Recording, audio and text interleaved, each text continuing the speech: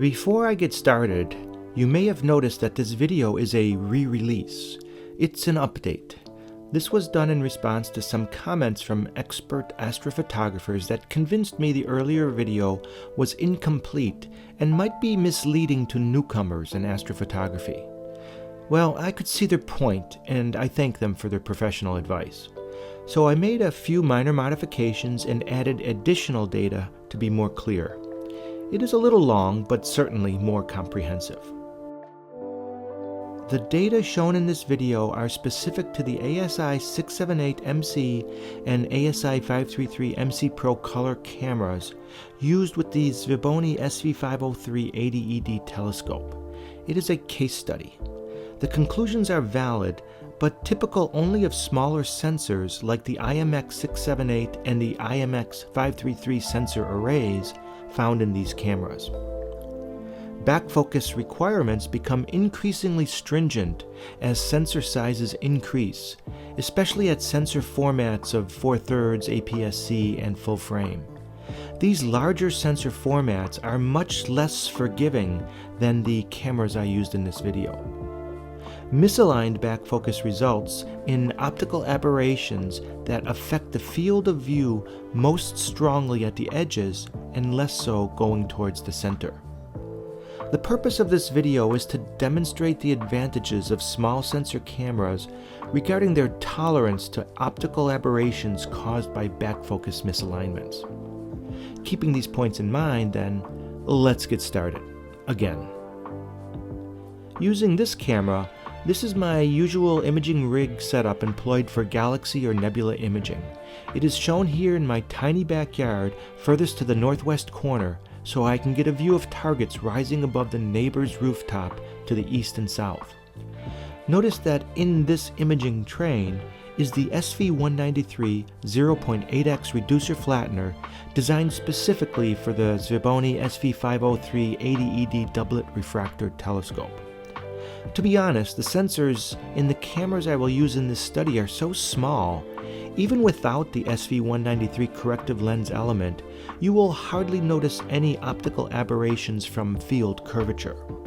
But the SV193 lens does help to reduce the focal ratio from f7 to f5.6, slightly speeding up light capture for deep sky imaging. Hence, I use it most of the time. This is a comparison of the 678MC and the 533MC Pro color cameras from ZWO. The 533 especially is extremely popular and uses a sensor that is employed in many other cameras sold under different brand labels. The 533MC Pro is my largest sensor and primary cooled color camera for deep sky imaging. Here is a depiction of the IMX678 and IMX533 sensor sizes drawn roughly to scale. This illustration is a comparison of them to other common large format astrophotography sensors. Notice how small the 678 and 533 sensors are relative to other sizes. Again, please realize this is an important point. Smaller sensor cameras are much more forgiving with respect to optical artifacts induced by misalignment. That is precisely what I want to demonstrate with this video. As already discussed, the SV193 corrective lens element has a backfocus requirement of 55mm for optimal performance. So just to be clear, this means the camera sensor should be positioned at exactly 55mm behind the back edge of the reducer flattener.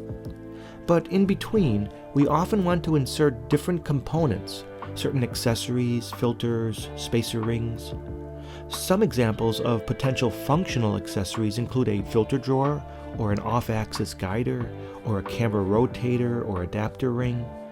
And sometimes we may want to include not just one, but multiple accessories here. Of course, filters are narrow and generally fit inside the housing of an accessory or even into the end of the reducer flattener itself.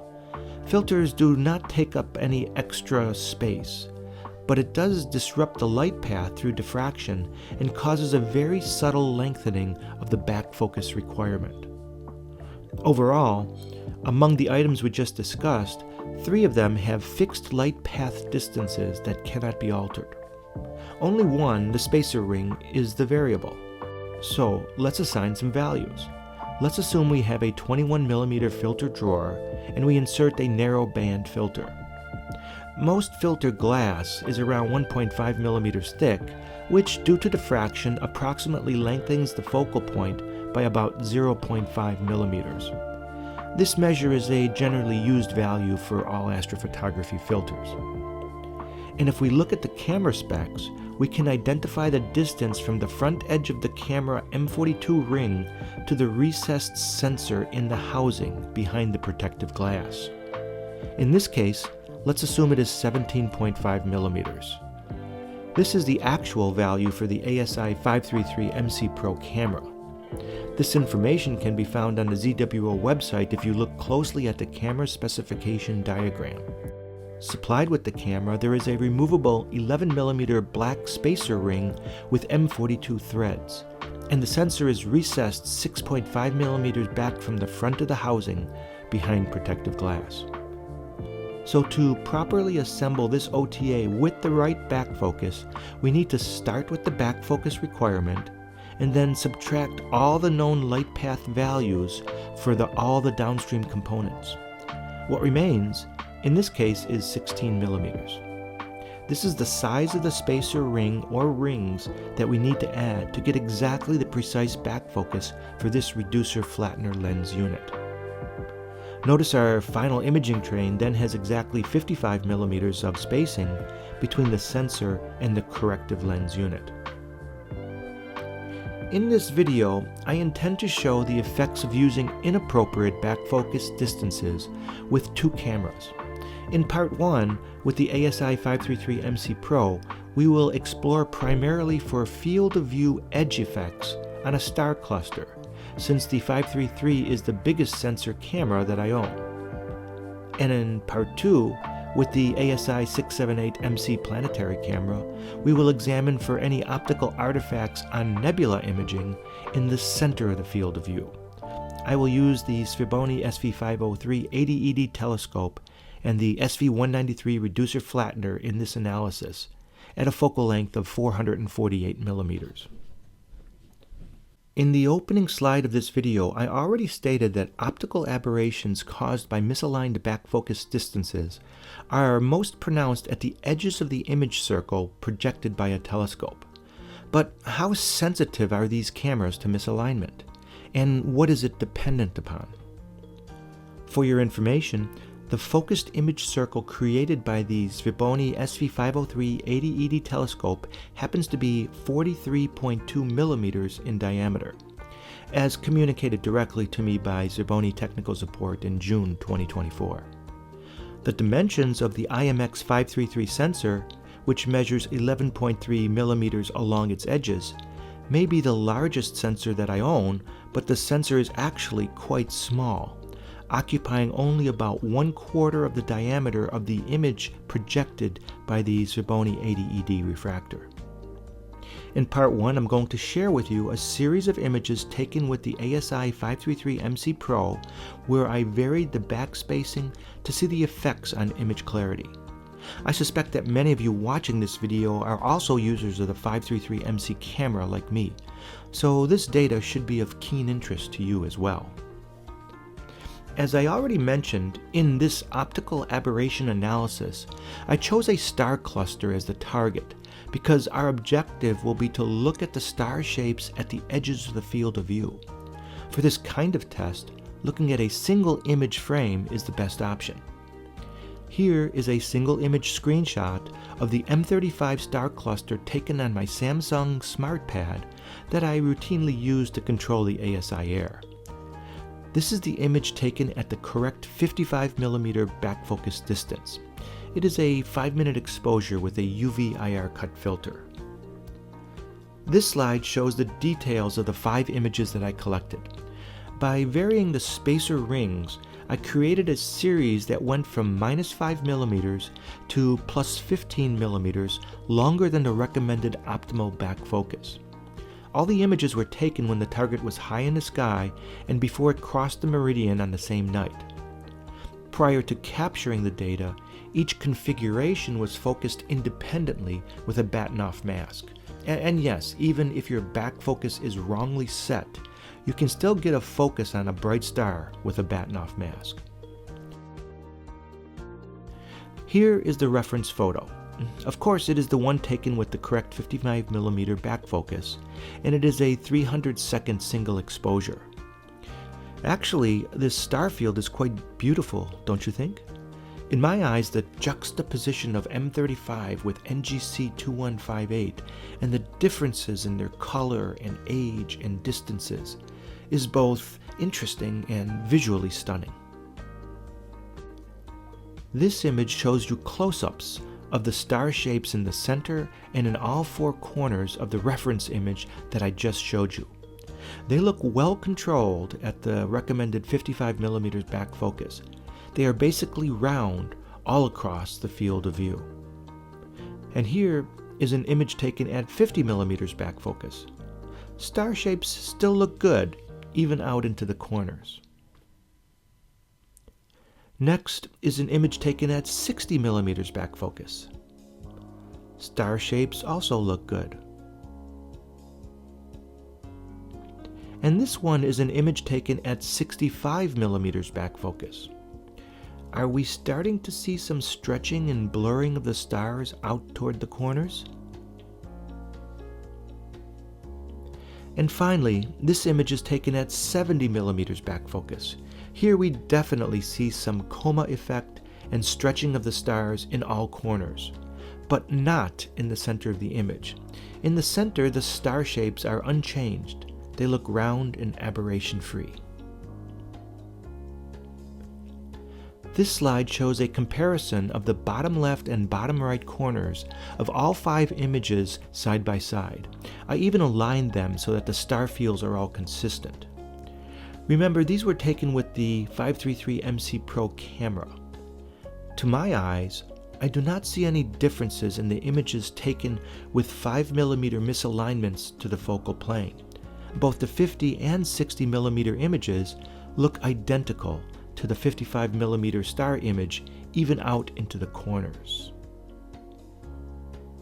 Okay, now in part 2, let's focus our efforts on the image at the center of the field of view. In this investigation, I employed the ASI678MC camera because it is my smallest color sensor and has the smallest pixel size. Theoretically, it could provide the highest resolution images depending upon whether the seeing conditions allow it or not. Again, I used my highest focal length telescope, the Zerboni SV503 80ED, with the SV193 0.8x reducer flattener.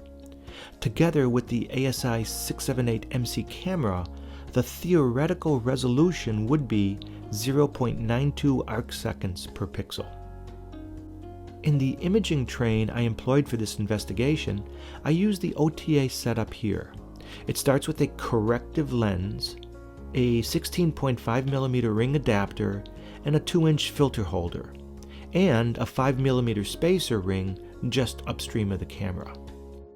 Notice for this 678MC camera, the total distance from the front edge of the camera unit to the recessed sensor is only 12.5mm, not 17.5mm as we saw with the 533MC Pro. Here are the specification diagrams for each. So beware, not all ZWO cameras are designed the same. As you can see with these measurements, the back focus is exactly the recommended 55mm distance. However, one thing I purposely did not account for here was the filter. In this study, I employed a dual narrowband filter which theoretically lengthens the focal plane by about 0.5mm as we discussed earlier. I'll explain later why I ignored that factor, but I suspect some of you may have already guessed why that small distance is irrelevant. The same photo you just saw is shown here on the top row in the middle column. Since my planned experiment was to vary the back focus distance, again I could add or remove spacer rings to adjust the back focus distances. On the top left photo, no spacer ring was employed, achieving a backfocus distance of 50 millimeters. On the top right photo, a 10 millimeter spacer ring gave me a 60 millimeters of backfocus distance.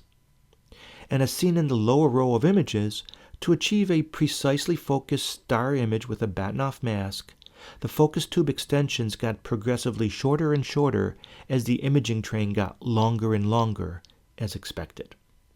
So there were 3 configurations in total: 50 millimeters, 55 millimeters, and 60 millimeters. I took a bunch of images using these configurations on November 29th when there was no moon in the night sky.